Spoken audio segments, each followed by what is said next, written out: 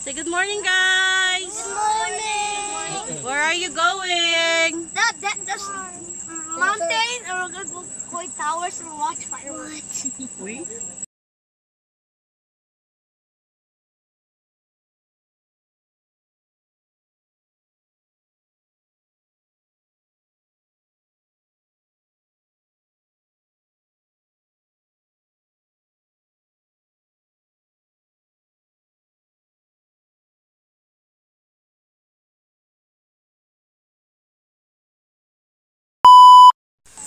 Hello mga kataba, this is Mami Iris in BBC Ian's channel. Welcome to our vlog again.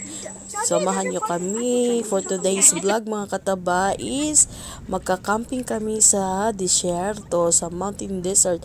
So ayan na nga, as you can see is on the way na kami sa disyerto at dumaan kami sa Long Bridge pero hindi masyadong nakikita dahil nasa likod ako ng van. At dahil nga sa Kuwait holiday, Kuwait National Holiday pala dyan mga kataba. So first day ng Kuwait National Holiday is nag-decide kami na mag-camping sa disyerto at to celebrate na rin yung birthday ng pamangkin ko, which birthday ni Domi. At ayan na nga, bumaba kami. So pero dyan mga kamami taba is hindi pa yan siya sa mountain, sa buggy ride yan. Akala namin dyan na kami hihinto for a lunch. But sad to say, sumakay ulit kami at nagbiyahe ulit kami dahil sabi ng mga kagrupo namin is uunahin daw muna ang lunch para hindi magutom. At ayan na nga, papunta na kami sa mountain desert.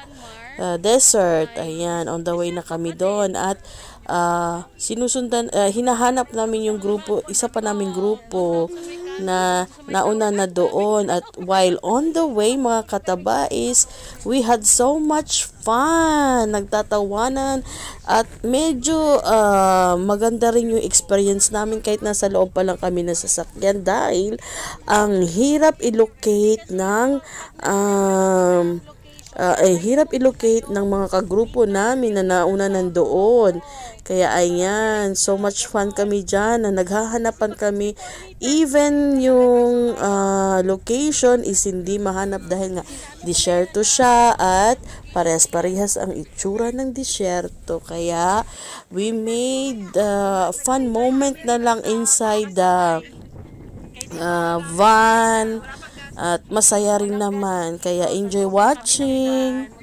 Paikot season. Dahil nawawala. Ayan.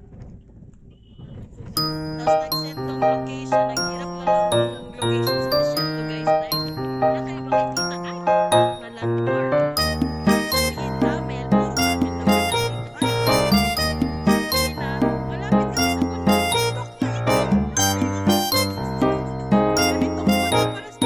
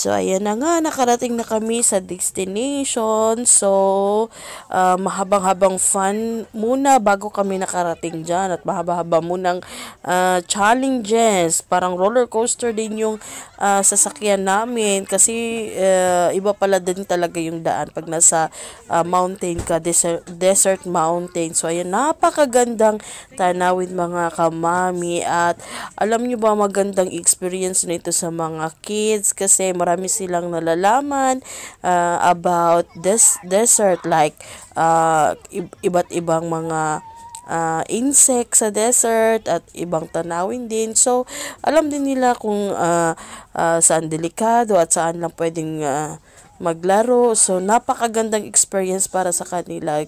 Kita nyo naman, nag-i-enjoy lang.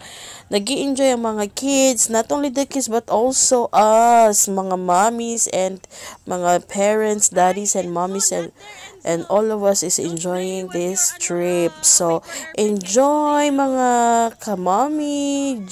Just watch and enjoy our trip for today's vlog.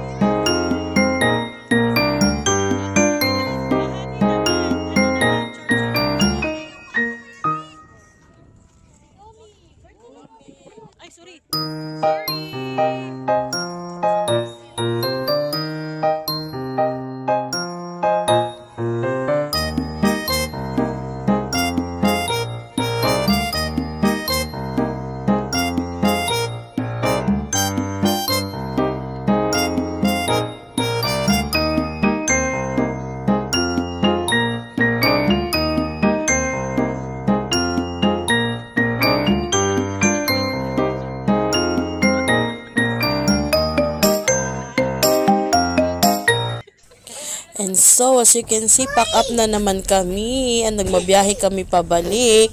Papunta doon sa pinakauna naming pinuntahan yung buggy ride. So, para ma-experience namin yung buggy ride. As you can see, ayan na nga. My 3 years old son experienced the very first time yung buggy ride. At he had so much fun. And FYI mga kamamis, kailangan talagang nandyan kayo. Kailangan yung safety. Kaya hindi pwedeng sila yung magja-drive. Kailangan nandyan kayo mga kamami para sa safety ng inyong mga anak. So ayan, nag-enjoy talaga pati yung mga bata. First time nila mag-buggy ride. So enjoy watching.